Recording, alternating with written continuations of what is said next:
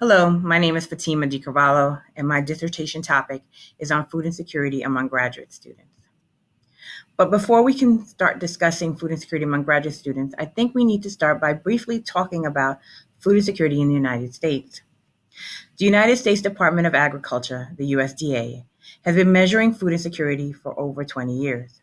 In 2016, the USDA reported that 12.3% of households in the United States were food insecure. That's 42 million Americans. 6 million of those are children. We know that food insecurity can have a negative impact on children's academic performance, social interaction, and physical and mental well-being. We also know that if a child who was food insecure becomes food secure, the negative implications of food insecurity may still linger. In 2006, the first study of food insecurity among college students was conducted at the University of Hawaii, Manoa. And while there have been a few studies since then that have included graduate students in their samples, it wasn't until 2017, as part of a comprehensive study, that the University of California took a more in-depth look at food insecure graduate students. The following slide provides a listing of colleges and universities in the United States that have conducted food insecurity studies. The first column is the percentage of students who reported being food insecure at that institution. There are 3 studies listed that provided the percentage of graduate students who reported being food insecure. They are identified with the letters GS.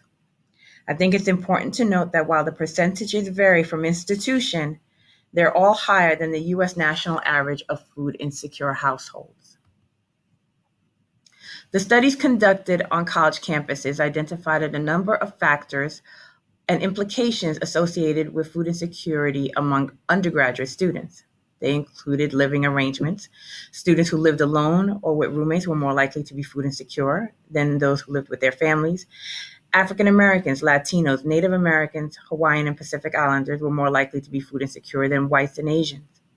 Females were more likely to be food insecure than males, especially if they were considered to be head of household. Students with lower socioeconomic status reported higher levels of food insecurity. Students who received aid that had to be paid back were more likely to be food insecure. LGBTQ students were more likely to be food insecure than non-LGBTQ students.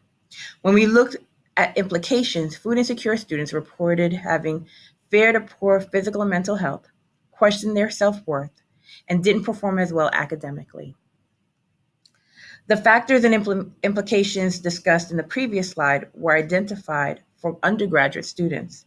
We don't know if graduate students face similar factors. Therefore, the purpose of my study is to 1, investigate the prevalence of food insecurity among graduate students, 2, explore how food insecurity differs by demographic characteristics, and 3, examine the impact of food insecurity on academic behaviors and outcomes.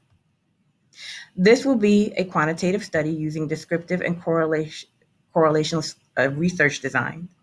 The study will be conducted at my place of employment, which may pose as a limitation. It's a public institution in New Jersey with a graduate population of over 4,000.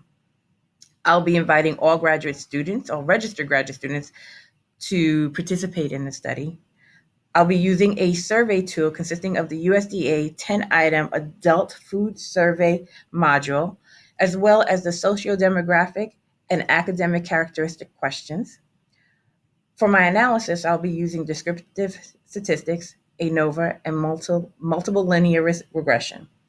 The goal is to examine the unique relationship between food insecurity and each of the factors, as well as the predictive relationship between food insecurity and the factors associated with food insecurity. When we consider food insecurity on college campuses, graduate students have been absent in the research. My goal is to have a better understanding of the impact of food insecurity on this population in the hopes of improving how we serve them. Thank you.